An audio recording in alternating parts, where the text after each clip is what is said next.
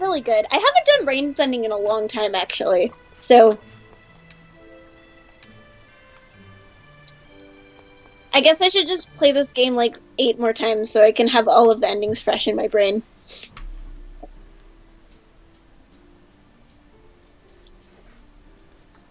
Wasn't my fault.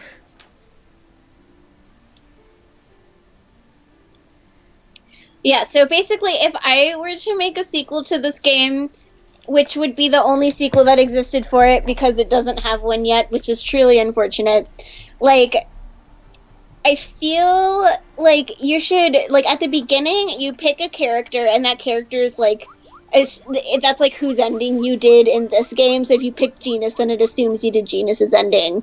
And then, like, it automatically assigns you, like, okay, so here is while you do this boring, like, whatever forest puzzle, I'm just gonna tell you what I think would make the best sequel to this video game, okay? Absolutely. Okay, so basically at the beginning of the game, you pick a character.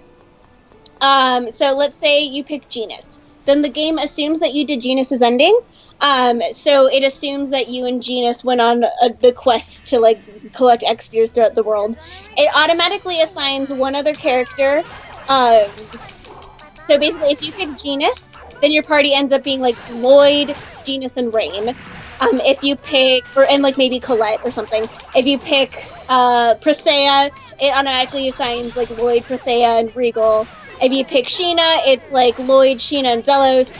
And then if you pick Lloyd, then it assumes that you did. It assumes that you did Kratos' ending. So Zelos is dead, and your party is like Lloyd. Ooh, It that probably just like the kendama. default Silverant. Dude, so good, so good. Just probably just like the default Silverant party. Oh, also, Noish is now a playable character because Noish, you can talk to at the very end of the game. You can talk to like an NPC who talks about how Noish is like a protozoan, which is a life form that evolves over time and eventually evolves into like a humanoid, I think, or like a fighter who fights evil.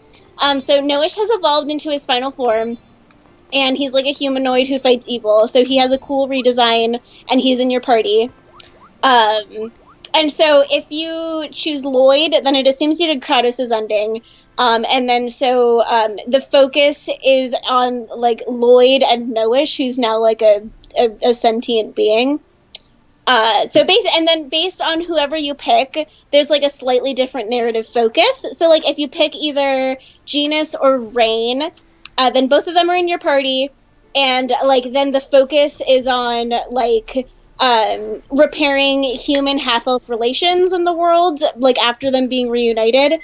If you pick Presea or Regal, then the focus is on like collecting X spheres and like healing like victims of X sphere and like mutations and deaths and like all that stuff and the human ranches and all the repercussions of those things that happened. If you pick either Zelos or Sheena, then the focus is on basically it's on the political aspect of the worlds because like and kind of dealing with the like the governments and finding a way to like run a united world government when everything just got pushed together out of nowhere.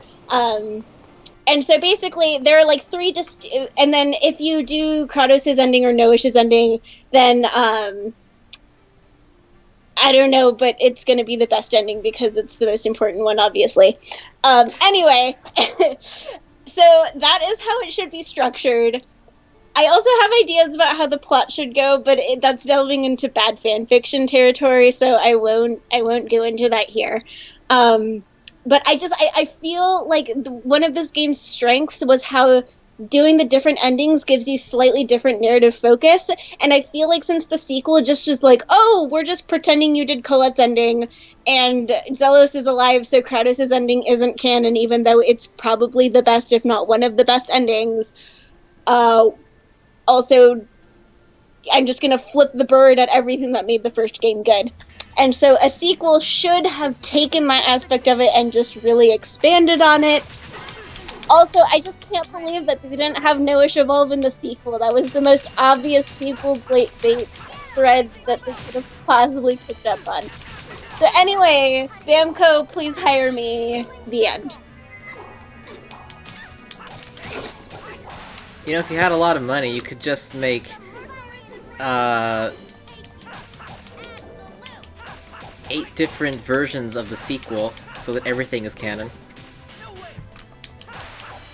No, see that's why it's basically you pick at the beginning when you choose your party. It's like, you know how in Seiken Densetsu 3, like you pick your party members at the beginning and then like the narrative kind of changes depending on like who you picked. It's like that. At the beginning, like you pick a person and then like the narrative changes and it just assumes you did that person's ending. And it's like it doesn't have to be the longest game ever. But just it needs to just not suck and not take a giant steaming dump on everything that made the first game good. That's literally all I'm asking.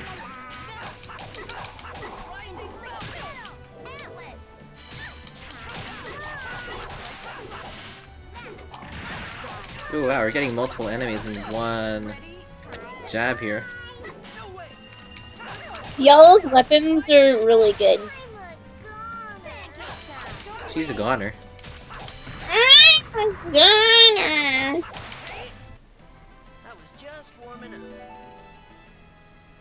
Oh, I can get rune bottles here too. Oh well.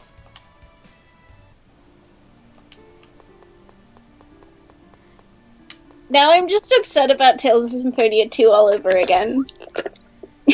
Why does this keep happening?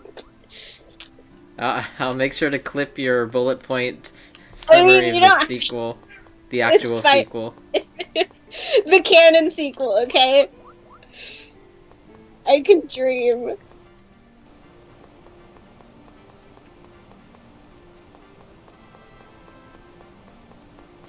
Like, honestly, despite how bad it is, I would not hate the sequel anywhere near as much if it didn't explicitly make Kratos' ending not canon. Because Kratos' ending is, like, Kratos and Genis' ending are the S tier of endings in this game. And they just said straight up one of them didn't happen. Like, no. No. No. You don't. No. No. No. You don't just do that. Ugh. So, no, right? No!